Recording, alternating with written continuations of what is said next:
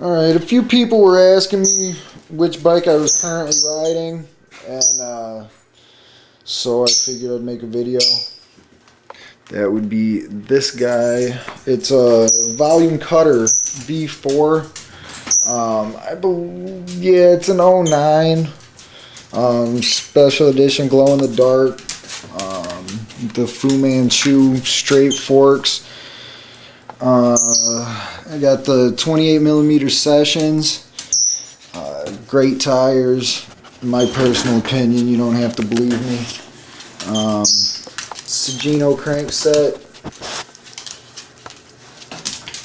And Sagino bottom bracket also. Animal pedals, prime straps. 1/8 inch half link chain. Just some typical deep V rims.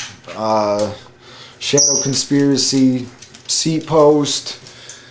A Spank Tweet heads or stem. An Easton headset. Eastern. I can't even talk today.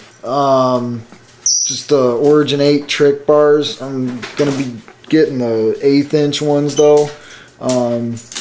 These are decent, but the 1/8 inch ones are stronger. And I don't know, I think that's about it, yeah? Sure. Alright.